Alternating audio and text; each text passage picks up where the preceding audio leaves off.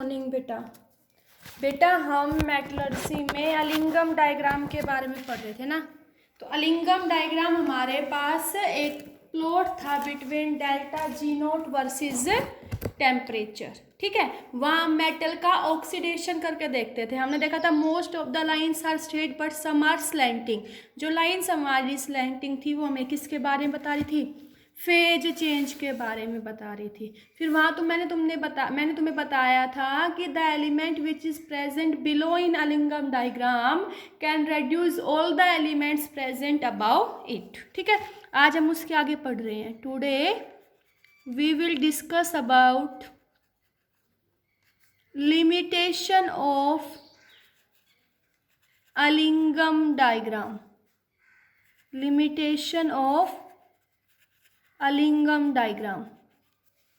ठीक है बेटा, तो अलिंगम डायग्राम हमें किसके बारे में बताता है? It helps us to select the reducing agent for a particular metal oxide. Okay, yes और नो? तो हमने क्या कहा? मैंने कहा Ellingham diagram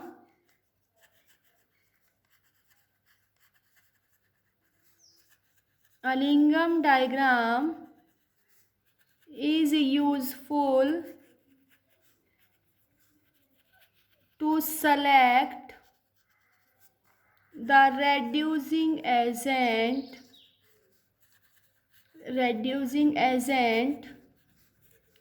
for a particular metal oxide. Yes or no? It means it will tells us whether the reaction is feasible or not by taking the magnitude of delta G naught Gibbs free energy. Yes और no? मैंने तुम्हें बताया था बेटा Gibbs free energy negative, तो वो अच्छा reducing agent होगा, है ना। But it will not tells us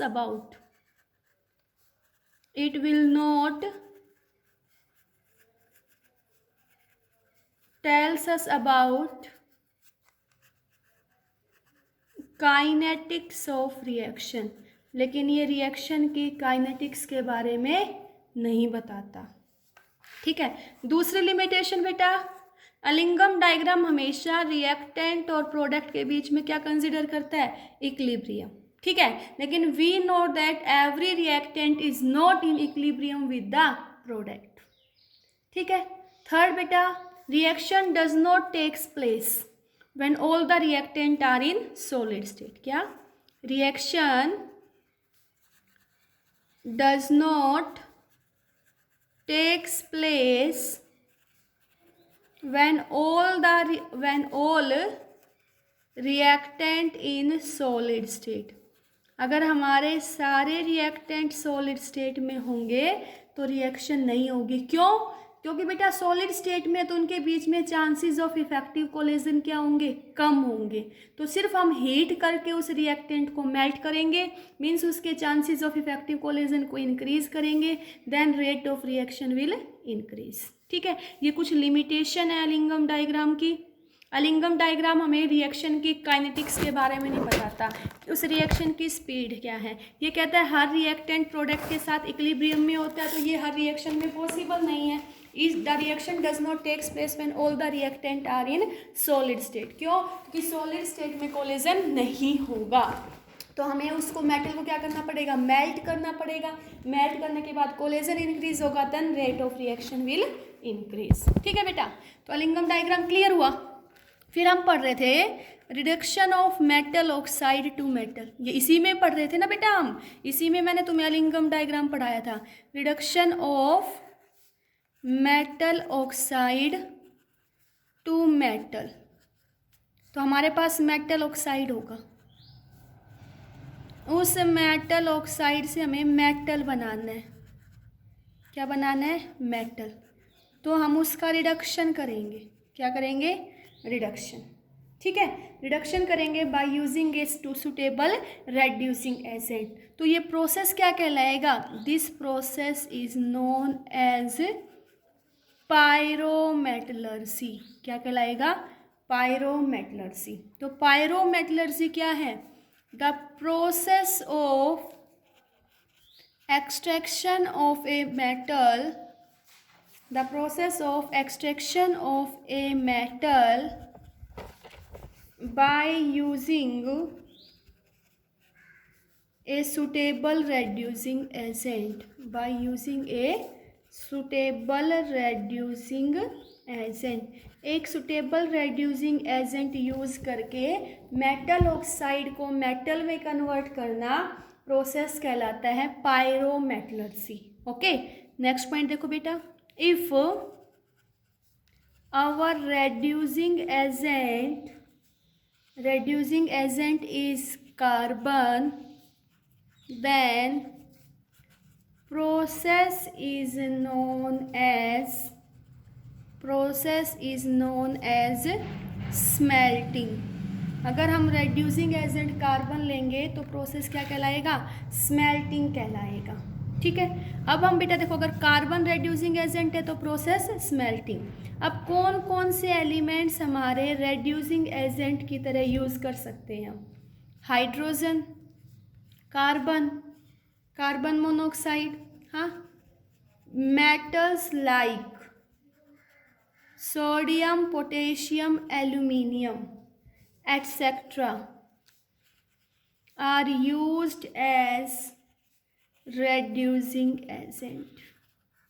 कैसे यूज़ कर सकते हैं हम इनको? Reducing agent. देखो कैसे, metal oxide PbO, reducing agent carbon use किया, इसको हीट किया, प्रोसेस पायरोमेटलर्जी, तो यहाँ से हमें क्या मिल जाएगा? मेटल मिल जाएगा। क्या मिल जाएगा? Metal. Haematite Fe2O3, reducing agent carbon monoxide, heat किया तो यहाँ से क्या मिल जाएगा?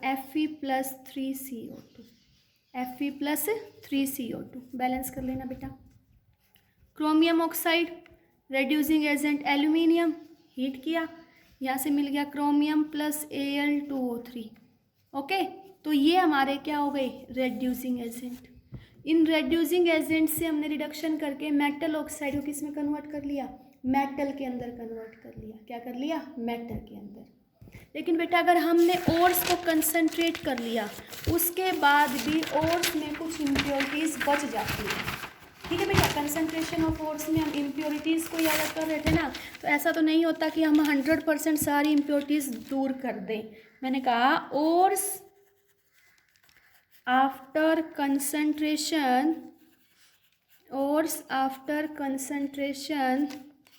contains some impurities called, उन इम्प्योरिटीज़ को हम क्या बोलेंगे? गैंग या मैट्रिक्स। ठीक है, to remove this gangue and matrix we can add a substance. क्या? To remove this certain substance called flux is added। ठीक है, this flux on reacting with gangue form slag. क्या बना लेगा? स्लैग बना लेगा। And slag being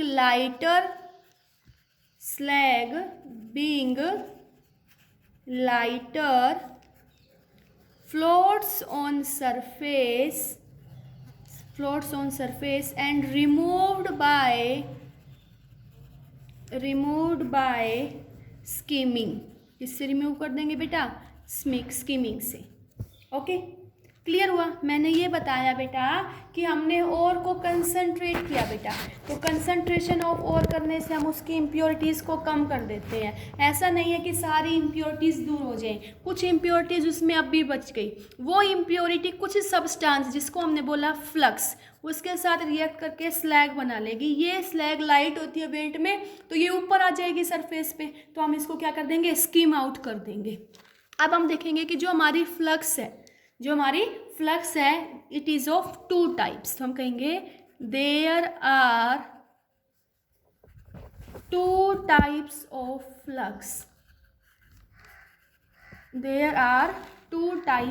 flux. एक होगी बेटा एसिडिक फ्लक्स। बेटा ये क्वेश्चन बहुत बार पेपर में आया हुआ है। एसिडिक फ्लक्स और दूसरी है हमारी बेसिक फ्लक्स। ठीक है, acidic flux is use for removal of basic gangue. जो हमारी इम्प्योरिटी या गैंग बेसिक होगी उसको रिमूव करने के लिए हम क्या यूज करेंगे, एसिडिक फ्लक्स। तो क्या कहेंगे, it is used to remove basic impurity. जो इम्प्योरिटी कैसी हो, बेसिक। और इम्प्योरिटी को ही हम क्या बोलते हैं बेटा, गैंग बोलते हैं। क्या बोलते हैं, गैंग। ठीक है, जैसे हमने क्या लिया बेटा, हमारे पास इम्प्योरिटी है कैल्शियम ऑक्साइड। कैसी इम्प्योरिटी है बेटा, बेसिक। कैसी है, बेसिक गैंग है। तो इस गैंग को किसके साथ रिएक्ट करेंगे, एसिडिक फ्लक्स के साथ। किसके साथ रिएक्ट करेंगे, acidic flux. On reacting with acidic flux it will form slag. क्या बना देगी, स्लैग, कैल्शियम सिलिकेट। तो ये हमारे पास क्या बन गया, स्लैग। तो acidic flux is used for removing of basic impurity. तो बेसिक फ्लक्स क्यों यूज होगा, it is used to remove acidic impurity. Acidic impurity. और इम्प्योरिटी को ही हमने क्या बोला बेटा, गैंग बोला। तो यहाँ देखो क्या होगा, हमारे पास बेसिक क्या होगी, बेसिक सॉरी बेटा, हमारे पास क्या होगी, एसिडिक इम्प्योरिटी। जैसे एसिडिक इम्प्योरिटी मैंने ली तुम्हारी SiO2, तो ये किसके साथ रिएक्ट करेगा, it will react with basic flux MgCO3। तो ये हमारी क्या होगी बेटा, एसिडिक इम्प्योरिटी या गैंग। ये रिएक्ट करेगा बेसिक फ्लक्स के साथ, बेसिक फ्लक्स, और हमें क्या देगा, स्लैग। तो क्या स्लैग बनेगी, MgSiO3, MgSiO3 प्लस CO2। तो ये हमारे पास क्या बन गई, स्लैग बन गई। क्या बन गई, स्लैग। ओके, तो तुम्हें क्लियर हुआ फ्लक्स क्या है, स्लैग क्या है। फ्लक्स क्या है, it is a substance which is use to remove the impurity. उसको बोलेंगे फ्लक्स। दो प्रकार की होगी, एसिडिक फ्लक्स और basic flux. Acidic flux is use to remove basic impurity and basic flux is use to remove acidic impurity. तो वहाँ से जो सब्सटेंस बनता है उसको हम क्या बोलते हैं, slag. This slag is lighter in weight, so it will comes to the surface, then we skimmed it. Okay, अब उसके बाद देखो बेटा, मैंने तुम्हें ये बताया था कुछ एलिमेंट्स भी रेड्यूसिंग एजेंट की तरह बात करते हैं, जैसे एल्यूमिनियम। क्या, एल्यूमिनियम। तो देखो बेटा, if reducing agent is aluminium, if reducing agent is aluminium, then process is known as thermite process. बहुत इंपॉर्टेंट है, रेड्यूसिंग एजेंट कार्बन होगा तो प्रोसेस को क्या बोल रहे हैं हम, थर्माइट प्रोसेस। ठीक है, this method is used for extraction of those metal whose melting point is very high. तो हम कहेंगे it is used for those metal whose melting point is very high, like chromium manganese. ठीक है, because oxides of chromium and manganese are not reduced by carbon and carbon monoxide, so for that we can use aluminium as a reducing agent। देखो हमारे पास chromium oxide है, इसको हमें metal में convert करना है, मीन्स क्रोमियम में। तो यहाँ पे हमारा रेड्यूसिंग एजेंट कार्बन और कार्बन मोनोऑक्साइड यूज़ नहीं करते, हम क्या यूज़ करते हैं, एल्यूमिनियम। एल्यूमिनियम रेड्यूसिंग एजेंट है, तो इस प्रोसेस को हम क्या बोलते हैं, थर्माइट प्रोसेस। ठीक है, जैसे हमने लिया मैग्नीज ऑक्साइड, तो यहाँ पे भी रेड्यूसिंग एजेंट क्या यूज़ करेंगे, एल्यूमिनियम। तो यहाँ से क्या मिलेगा, मैग्नीज प्लस Al2O3। क्लियर हुआ बेटा। इस प्रोसेस में लार्ज अमाउंट में हीट एनर्जी रिलीज होती है। ठीक है, हीट एनर्जी इज रिलीज्ड, ठीक है, during this process, and it is used in welding of cracks in railway track. Railway track के अंदर जो क्रैक्स आ जाते हैं उसको आपस में कनेक्ट करने के लिए हम थर्माइट प्रोसेस का ही यूज़ करते हैं। किसका यूज़ करते हैं? थर्माइट प्रोसेस का। क्लियर हुआ? अब देखो बेटा मैं तुम्हें कुछ क्वेश्चंस करवा रही हूँ, ध्यान से करना। अब हमने देखो कंसंट्रेशन ऑफ ओर के बारे में पढ़ लिया, फिर हमने conversion of the ore into oxide form, और थर्ड हमने पढ़ लिया reduction of metal oxide into metal. देखो क्वेश्चन है, out of C and CO which is better reducing agent at 673 kelvin. तो बेटा देखो तुम्हें अलिंगम डायग्राम में कर्व्स पता होनी चाहिए, ये कहाँ आएंगे, ठीक है। तो यहाँ पे वैल्यू 0 थी बेटा, बताया था ना, यहाँ -200, -400, -600, -800, -1000, ठीक है। टेम्परेचर देखो यहाँ मान लो 200, 400, 600, 800, तो यहाँ इधर क्या आता था? डेल्टा G0 और इधर टेम्परेचर, ठीक है। तो ये कर्व्स हमारी कुछ ये आएंगी, ये आई C+O2 गिव्स अस CO2 की, ठीक है। और ये कर्व हमारे पास आई बेटा, सॉरी बेटा यहाँ मत मिलाओ इसको, थोड़ा यहाँ पे मिलाना था, कुछ नहीं दोबारा करते भाई, कर्व ढंग से ड्रा नहीं होगी तो समझ नहीं आएगा तुम्हें। देखो मैंने कहा ये टेम्परेचर 200 0, ये 200, 400, 600, 800, इधर देखो बेटा 0 यहाँ पे, ये -200, -400, -600, -800, ठीक है। तो यहाँ देखो ये कर्व हमारी आई C+O2 CO2, C+O2 CO2 की, ठीक है। और यहाँ करेंगे हम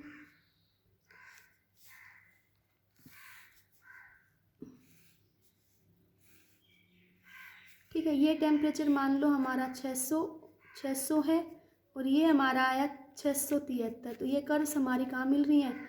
673 पे। तो ये जो वाली कर्व है ये है हमारी 2C+O2 gives us carbon monoxide, ठीक है। एक कर्व हमें ये दी हुई है, ठीक है। ये कर्व है बेटा carbon monoxide reacts with oxygen to form carbon dioxide, ठीक है। तो these curves will met at a temperature 673 kelvin. हम कहेंगे these curves meet at 673 kelvin. 673 kelvin पे ये कर्व्स आपस में क्या हो रही है? मीट कर रही है, मिल रही हैं। तो बेटा देखो मैंने तुम्हें एक बात बताई थी, मैंने कहा था the element which is present below in Ellingham diagram can reduce all the elements which is present above it. ये पढ़ा था हमने, देखो मैंने अभी तुम्हें ये पॉइंट बताया था, मैंने बताया था the element which is present below in Ellingham diagram, present below in Alingam diagram can reduce all the elements present above it। तो यहाँ देखो बेटा अगर हमारा टेम्परेचर 673 केल्विन से कम है, 673 केल्विन से कम है, तो कार्बन मोनोऑक्साइड कर्व कहाँ है? नीचे है। तो it will reduce all the elements present above it, yes और नो? क्लियर हुआ ना? तो हम क्या कहेंगे बेटा, when temperature is less than 673 kelvin या टेम्परेचर इज 673 केल्विन, हम क्या कहेंगे? Carbon monoxide is better reducing agent, better reducing agent than carbon. क्यों बेटा? Because the curve of CO is lie below in Ellingham diagram, so it will reduce all the elements present about it. लेकिन अगर temperature हमारा 673 kelvin से ज़्यादा हो गया तो देखो बेटा किसकी कर्व नीचे आ रही है? कार्बन की आ रही है, कार्बन मोनोऑक्साइड की तो ऊपर गई ना। तो टेम्परेचर 673 केल्विन से ज़्यादा आ गया तो C नीचे है, तो C is better reducing agent. ध्यान रखना, carbon is better reducing agent than CO। कब बेटा? When temperature is greater than 673 kelvin. अगर टेम्परेचर हमारा 673 केल्विन से कम है या 673 केल्विन है तो हमारे पास CO is better reducing agent. लेकिन अगर टेम्परेचर हमारा 673 केल्विन से ज़्यादा है तो हमारा carbon is better reducing agent. Okay, next question देखते हैं।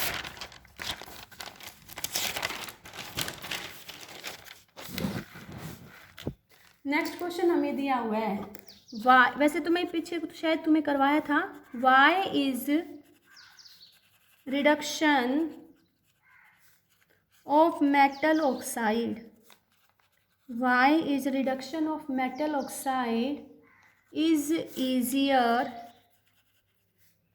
if metal formed is in liquid state। ये पूछा है कि मेटल का रिडक्शन इजी है अगर तब मेटल हमारा लिक्विड स्टेट में बनता है। ऐसा क्यों होता है बेटा? तो देखो, हमने गिब्स हेमोल्ट्स इक्वेशन पढ़ी, delta G equal to delta H minus T delta S. ठीक है बेटा, अगर मेटल हमारा लिक्विड स्टेट में है तो लिक्विड स्टेट में एंट्रोपी क्या होगी? ज़्यादा होगी। और एंट्रोपी ज़्यादा मीन्स बेटा उसमें मेजर ऑफ रैंडमनेस ज़्यादा। इट मीन्स डेल्टा एस की वैल्यू क्या होगी बेटा? पॉजिटिव। और डेल्टा एस की पॉजिटिव वैल्यू होगी तो ये पॉजिटिव, तो ये मैग्नीट्यूड क्या आएगा? नेगेटिव। नेगेटिव आएगा ना, तो अगर यहाँ पे ये नेगेटिव आ गया तो डेल्टा जी उतना ही ज़्यादा क्या होगा? नेगेटिव होगा। और जितना ज़्यादा डेल्टा जी नेगेटिव होगा उतना ही ज़्यादा प्रोसेस हमारा रिडक्शन का ईजी हो जाएगा। यस और नो? तो हम क्या कहेंगे? एंट्रोपी। एंट्रोपी मीन्स बेटा measure of randomness of the system. जितना ज़्यादा सिस्टम में रैंडमनेस होगी उतनी ज़्यादा क्या होगी? एंट्रोपी होगी। तो क्या कहेंगे? Entropy is higher when metal is formed in liquid state. In liquid state by reduction of oxide, by reduction of oxide, then delta S becomes positive। तो डेल्टा जी क्या आएगा? नेगेटिव। और हमें पता है बेटा greater is the value of delta G, greater is the negative value of delta G, then easier will be the process of extraction of metal। easier is the process of extraction of metal।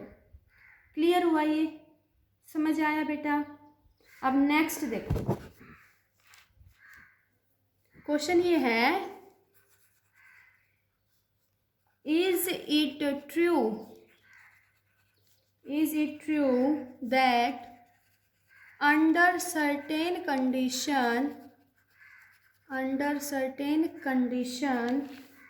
magnesium can reduce SiO2, magnesium can reduce SiO2 and Si can reduce MgO। what are the condition? अब बेटा देखो, ये इसको reduce कर सकता है, ये इसको रेड्यूस कर सकता है। ऐसे क्वेश्चन हो तो तुम्हें अलिंगम डायग्राम का कर्व का पता होना चाहिए। तो देखो अलिंगम डायग्राम था delta G not versus temperature. ठीक है, तो यहाँ देखो बेटा ये कर्व हमारी मैग्नीशियम के लिए आई। किसके लिए आई? मैग्नीशियम के लिए। और ये कर्व हमारी आई सिलिकॉन के लिए। ये तो हमारे क्या होती है बेटा? ऑक्सीडेशन ही होता है ना, तो Mg+O2 MgO के लिए। और ये आई Si+O2 SiO2 के लिए। कैसी कर्व है ये? स्लैंटिंग। स्लैंटिंग है तो इट मीन्स ये क्या बता रही है बेटा? फेज चेंज हो रहा है। तो यहाँ देखो, यहाँ वैल्यू कितनी होगी बेटा? ये मानो ये था 700, 800, 900, 1000, हाँ 1100, ऐसे वैल्यू है। ये टेम्परेचर है हमारा। तो ये जो कर्व यहाँ मिल रही है, तो यहाँ टेम्परेचर है 1363 केल्विन। और इस यहाँ पे तो क्या हो रहा है बेटा? फेज चेंज हो रहा है। और यहाँ टेम्परेचर है 1966 केल्विन। ठीक है, अब हमसे पूछे कौन सी कंडीशन में ये इसको रेड्यूस कर सकता है। तो अब यहाँ देखो बेटा, अब इस टेम्परेचर पे ये दोनों कर्व मीट कर रही हैं, तो हम कहेंगे एट एट 1966 केल्विन या फिर बिलो 1966 केल्विन टेम्परेचर। तो हम क्या देखेंगे, magnesium can present below SiO2, yes और नो। तो यहाँ पे क्या होगा, magnesium can reduce SiO2, magnesium can reduce SiO2। क्या रिएक्शन लिखोगे, Mg plus SiO2, Mg plus SiO2। तो यहाँ से क्या मिलेगा, MgO प्लस Si। ठीक है, बैलेंस करोगे। ये रिएक्शन कब होगी, when temperature is less then 1966 kelvin या 1966 केल्विन। तो मैग्नीशियम कैन रेड्यूस SiO2। ये मैंने किसके बेसिस से बताया बेटा, मैंने तुम्हें बताया the element which is present below in Ellingham diagram can reduce all the elements present above it. अगर टेम्परेचर हमारा 1966 केल्विन से ज़्यादा आ गया, at temperature greater than 1966 kelvin, तो किसकी कर्व नीचे प्रेजेंट है, सिलिकॉन की, यस और नो। तो यहाँ पे क्या होगा बेटा, Si कैन रेड्यूस MgO। तो यहाँ क्या रिएक्शन होगी, Si plus MgO gives us SiO2 plus Mg। ये रिएक्शन कब होगी बेटा, this reaction occurs when temperature is 1966 kelvin. तो किसके बेसिस से बताया, मैंने बताया तुम्हें on the basis of that fact that the element which is present below in Ellingham diagram can reduce all the elements which is present above it. तुम्हें इस बात का पता होना चाहिए बेटा कि अलिंगम डायग्राम में जो एलिमेंट हमारा नीचे आएगा, मीन्स जिस एलिमेंट की कर्व नीचे आएगी, it will can reduce all the elements present above it. Okay, thank you बेटा।